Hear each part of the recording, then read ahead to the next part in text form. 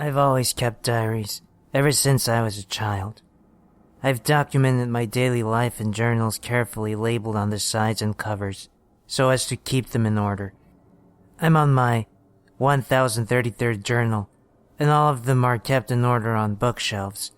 It's basically a ledger of my entire life, or at least it was, until my house burned down and I lost all of them. All of them, except for one that I never wrote. My father and I were going through the wreckage. The burnt walls of the house had blackened and charred. The smell of smoke and burning insulation still hung heavy in the air. I looked through the pile of burnt paper that had once been my journals. I saw the family photos, all water damaged from the fire hoses, at least not those destroyed by the flames. "Hey, what's this?" my father said, leaning down. We both saw the edge of something rectangular peeking around the edge of the ruined hole. He reached his hand through a destroyed part of the wall and came back out with a dirty, smoke-browned journal. Spatters of what looked like dark, ancient blood covered its surface. I saw it was labeled 1077, that is, the 1077th journal I had started to write in since I was 6. "But that's impossible," I said, more to myself than to him. "I never wrote that journal. When the fire hit, I was still filling out my 1033rd journal." I knew this for a fact, because I wrote huge numbers in a Sharpie on the front of each one. My father rolled his eyes. He thought keeping a diary was stupid and only reserved for girls, and he had often told me so. He flipped it open. "It looks like your handwriting," he said, handing it to me. It felt grimy under my fingers, its cover sprinkled with small patches of black mold and blood as well as darkened by smoke, yet all the pages were still legible. I put it in my backpack and took it home with me. It was the only thing that had survived the flames intact that I recovered, and yet, I know I never wrote it. I flipped it open to the first page, seeing my own handwriting reflected back at me. I read the entries laid out there. With increasing horror, I read them all. April 1st, 2025. Today, the world ended. I had driven across Arizona and New Mexico with my fiancée, Stephanie. She wanted to see the Grand Canyon, and I always said I would take her. So when I made a couple $1 million in stock options shorting the market after the Chinese invasion of Taiwan, I decided to quit my job and travel. All around us spanned endless desert. The sun looked down like a blazing, lidless eye, withering everything with its intense heat. Only cacti and desert shrubs stood on the great, flat plain. I turned the radio on, but only one station came through. It was some AM station talking about the recent Chinese invasion of Taiwan. "China has lost an estimated 2 million troops trying to take the island," the reporter stated. "In response to the invasion, Taiwan authorized airstrikes on the Three Gorges Dam yesterday evening. Reports state that the Taiwanese Air Force has, in fact, successfully destroyed it, causing flooding and likely millions more casualties among the civilian population. Taiwan cities are all in flames as..." I flipped the radio off, not wanting to hear any more grisly news. "I really need to use the bathroom," Stephanie said, breaking my reverie. I looked over at her, seeing her large blue eyes looking at me. Small beads of sweat broke out on her light skin. Her blonde hair ran down past her shoulders in shimmering waves. "Okay, why don't I pull over right here?" I offered. She shook her head. "No, I want a real bathroom," she said. I sighed. "I haven't seen a house or store in quite a while," I said. But as if fate wanted to prove me wrong, a small wooden building appeared on the horizon. A town sign stood in front of it. Devil's Creek, population 52. The building looked like some kind of old-timey general store that had been renovated to have electricity and central air conditioning. An ancient man with a face like a raisin sat on a rocking chair outside, smoking a pipe and reflectively staring off across the great empty desert. I glanced over to see what he was looking at. In the distance, I saw roll after roll of razor wire surrounding a massive fence. It had all sorts of signs with skulls as well as warnings about violating federal law by trespassing. We pulled up to the store. The man finally looked over. His jellied eyes reminded me of an old dog waiting for the needle. He was a small man, no more than 5 feet if I had to guess. He wore a straw hat and a faded flannel shirt, and smelled like sweet cherry pipe tobacco. "Christ drawers," he said in his fluttering old man's voice. "It sure is hot out here today." I smiled, agreeing. "What's that you're looking at?" I asked, pointing to the electrified fence guarding the apparently empty desert. He gave me a serious look. "That is where the bombs are kept, boy," he said. "The big ones. The H-bomb. Minuteman IIIs and B-61s. Well, so I hear. People around town talk, you know." I nodded. I wondered where the silos were. "Can I use the bathroom?" Stephanie asked hurriedly as she came up beside me. The man nodded. "Back of the store, young lady," he said in a quavering voice. Then he returned to his pipe and his meditation. "Let me know if you need anything else." I had decided to sit down next to the old man when I felt the first quiverings of an earthquake. It started small. I stood there, not knowing what to do. The old man's eyes widened and he dropped his pipe. Embers and blackened tobacco spilled out on the ancient wooden porch. "What in the blue blazes?" he started to say when the scream of powerful engines cut him off. A burning chemical smell filled the air. I looked over to the military site and saw the ground pulling itself apart. Secret sliding panels covered in dirt opened as enormous missiles slowly gathered momentum, rising up into the air from hidden underground silos. Jets of blue flame shot out of them. They towered over everything else in the area, each 60 or 70 feet tall. Within seconds, they began to move faster and faster, lifting themselves skywards with a screeching of blue flames and smoke. Every minute, more and more came out, dozens and dozens of missiles firing in rapid succession. Stephanie came out. I grabbed her hand and pulled her to the car. "We need to get the fuck out of here!" I screamed over the cacophony. Her face had turned chalk white. She followed me like a lost child. I pushed her into the passenger seat and got in, turning it on and peeling out of there. "If this is a nuclear missile site," I said, vomiting the words as quickly as I could in the panic of the moment, "then there will probably be an enemy missile coming to target it soon." American missiles continued to streak through the air like fiery dragons on their way to battle. We drove as fast as my car would go for the next 20 minutes, breaking 110 and then 130 miles per hour. I had a very bad feeling about this. And then I saw it, the thing I'd been dreading. Missiles began to drop down from the sky, not going now, but coming. I saw a streak of white shoot across the sky in my rear-view mirror. A sonic boom shook the ground, and then the world exploded. "Ugh," I heard someone say. "God, what?" Then I realized it was my own voice. I opened my eyes. I felt the warm blood trickling down my face. My car was flipped over. I saw the endless desert outside, now upside down, all around us. Great, suffocating plumes of smoke rose into the sky. It blotted out the sun and turned everything as dark as night. I looked over at Stephanie. She was still unconscious, or maybe she was dead. I couldn't tell. She hung upside down, her seatbelt biting deeply into her shoulder. "Jesus," I groaned. I'm trying to unbuckle my seatbelt without falling and smashing my head. I mostly succeeded. I crawled out of the shattered remnants of my flipped-over car. I rose, my legs as wobbly as a baby deer's. "Jay?" a voice said softly from inside the car. It was so subtle I could barely hear it. I knelt down next to the broken window and saw Stephanie stirring. She spat a little blood, wiping her mouth. "Are we okay?" "Yes, baby," I said with tears in my eyes, looking down the road to where the mushroom cloud hung over us like the blade of guillotine. "We're okay."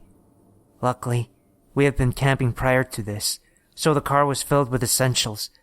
Inside the trunk, I had a tent, sleeping bags, food, water, toiletries. We also had some knives, lighters, and lighter fluid. Stephanie filled her backpack with as much as she could carry, still wiping blood off her eyes from a deep gash across her forehead. But overall, I felt like we had gotten fairly lucky. It certainly could have been much worse.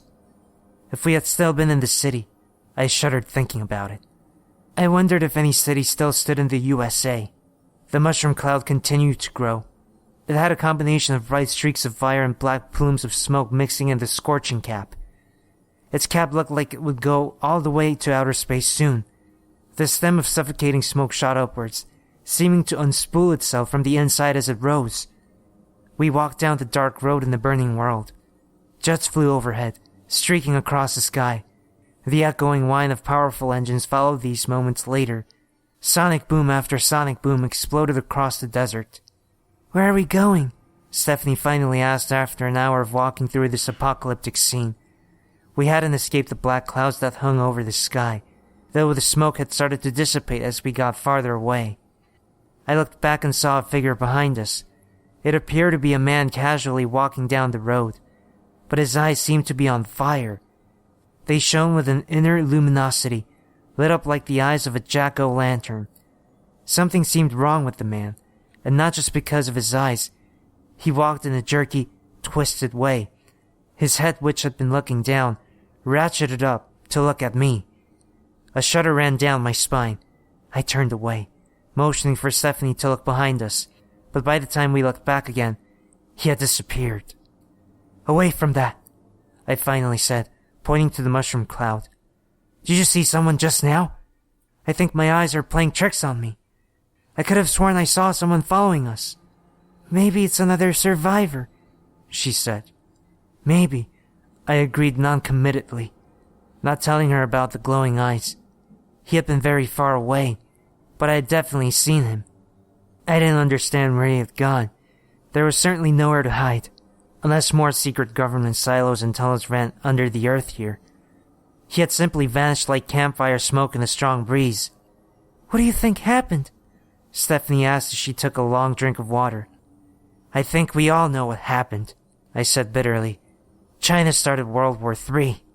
They thought they could contain the fighting to Taiwan, but they miscalculated.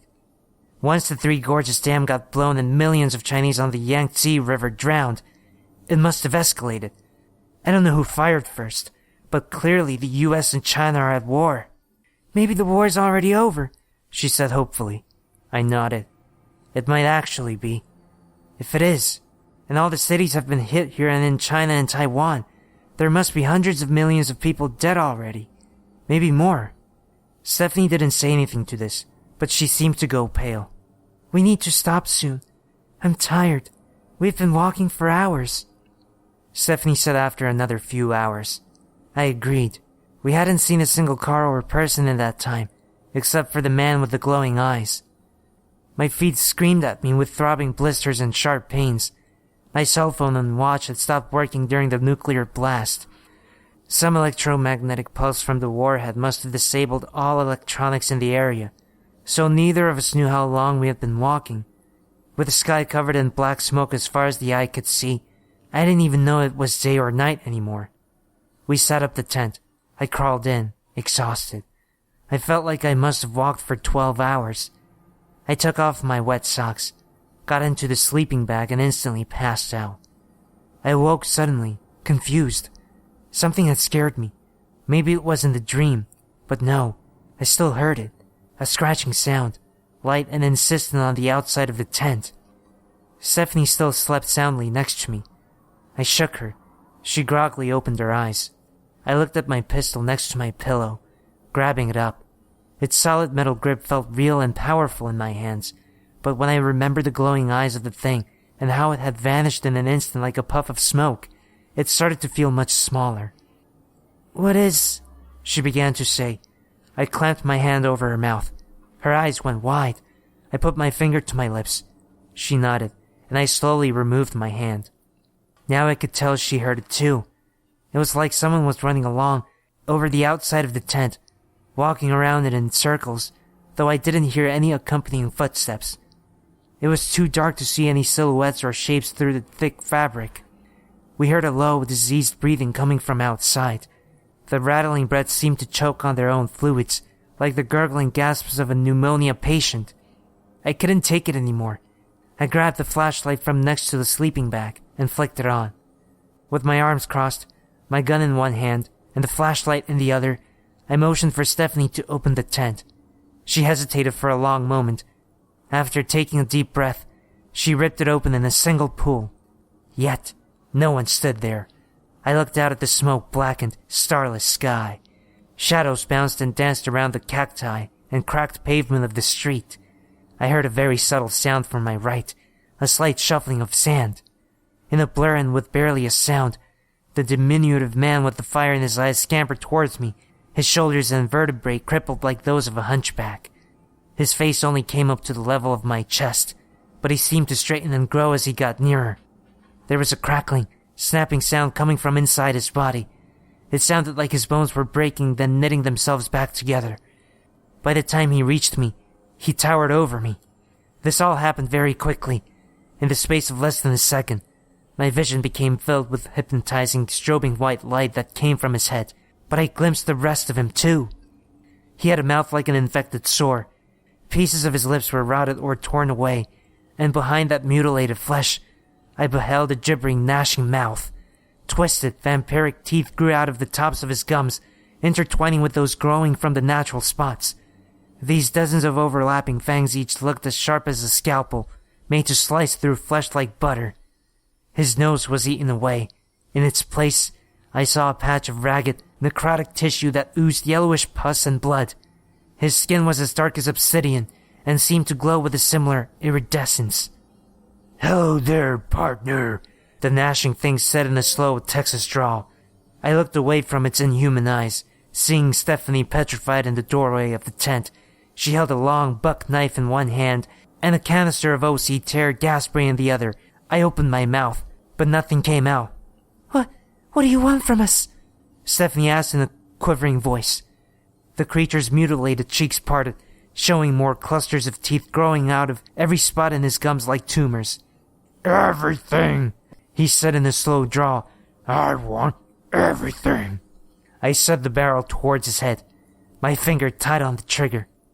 "You want to rob us? Is that it?" I asked. The creature laughed, a tortured sound like shattering bones and grinding metal. "I don't have a tin shit about this crap you lug around. It ain't worth a damn to me. I want everything from you and the girl. We square on that, partner?" "I'm gonna give you 3 seconds to get out of my sight," I said, "before I start." The creature's hand came up on a freakishly long arm. The arm seemed to lengthen, breaking and regrowing as twisted towards me. I fired as it smacked me hard in the head. I saw stars and went sprawling, the pistol flying off and landing on the concrete a few feet away. The abomination grabbed us screaming, crying Stephanie from the tent, carrying her under one arm as if he were simply moving an irate toddler. He threw her in front of him.